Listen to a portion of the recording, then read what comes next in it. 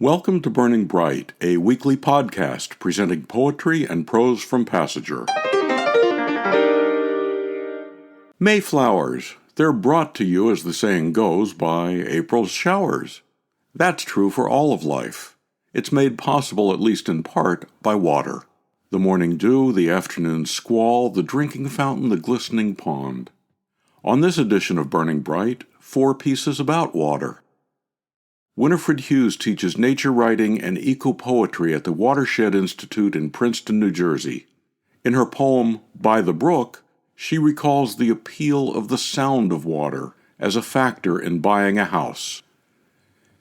It was the sound of water, a small gurgling and rushing overhead in darkness, that first entranced us.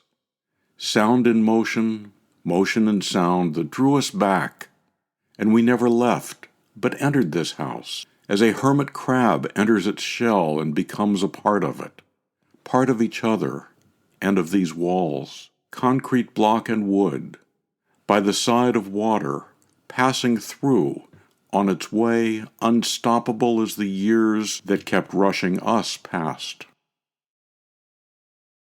From her book, The Village of New Ghosts, Winifred Hughes' poem, By the Brook. Sandy Longley lives in Provincetown, Massachusetts, out at the tip of Cape Cod. In this next poem, Sandy reflects on the astonishing sea life around her and ponders the consequences of our lack of regard for that life.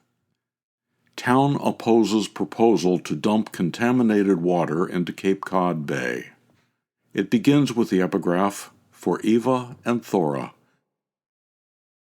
We walk the bay beach at dusk, a sanctuary seeking bioluminescence. Trillions of minuscule creatures, zooplankton, await the signal for their vertical migration in self-organized, carefully timed ascents. Clusters straining toward light and a food-rich surface, avoiding predators, providing nutrients, moving carbon and other elements around for the very breath of planet life. Then returning to the sea, bed of mysteries. More upwelling tomorrow, more whale exhalation, vapor that streams as far as Omaha and Baja, humpback songs that travel through oceans to Namibia. More copepods, menhaden, see how they gleam by the thousands. Firefly squid, shellfish, sunfish, sea bass, flounder, tautogs, turtles, seals, ducks. Eelgrasses bend and sway and sink. From her high perch on a power pole, an osprey watches and whistles. I hold your small hands and try to fathom your passage into the dubious future of such abundance. Sandy Longley's poem, Town Opposes Proposal to Dump Contaminated Water into Cape Cod Bay. From her book, Mother Nest. Sometimes one image triggers another. B. Morrison said that the first line of her poem, By the Bay, came to her while she was reading Stevie Smith's poetry.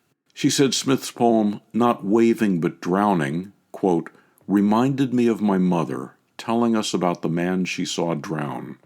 With that memory came others, of dangers unspoken and spoken, close quote. Here's B. Morrison's poem, By the Bay. I watched a man drown, my mother often says. She doesn't say how he got there, so far out in the bay. Only that she was a child, helpless on the cliff, and that we should never, not ever, swim without her, no matter how tempting the waves.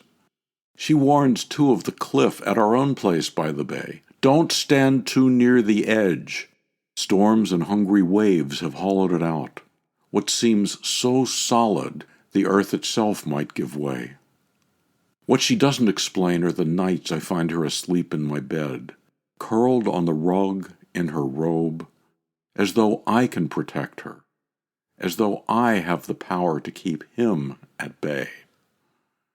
I can only lie there, awake to the night and the hollow wash of the waves. B. Morrison's By the Bay, from Passenger's 2023 Poetry Contest issue. Colin McKim said that waterholes give life and snatch it away, a symbol of the world itself. He said his poem's repetition echoes the rhythmic coming and going of predator and prey in this perilous arena. Death casts a pall, but in the dark mirror there is also beauty, sparks of hope that lift the heart and prompt the soul to seek the eternal. Here's Colin's poem, Waterhole.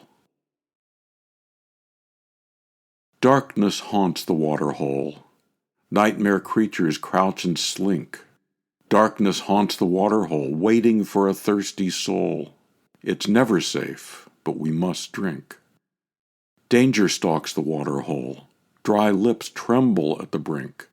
Danger stalks the waterhole.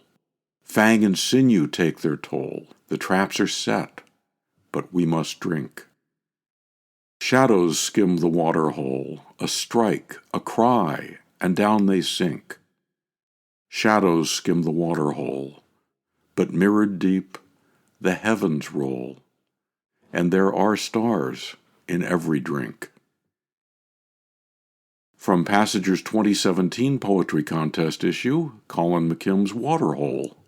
Colin said, "I write poetry because, like music and moonlight, it speaks directly to the heart." To buy Winnie's book, The Village of New Ghosts, or Sandy's book, Mother Nest, subscribe to, contribute to, or learn more about Passager and its commitment to older writers, go to PassagerBooks.com. Passager offers a 25% discount on the books and journal issues featured here on Burning Bright. Visit our website to see what's on sale this week.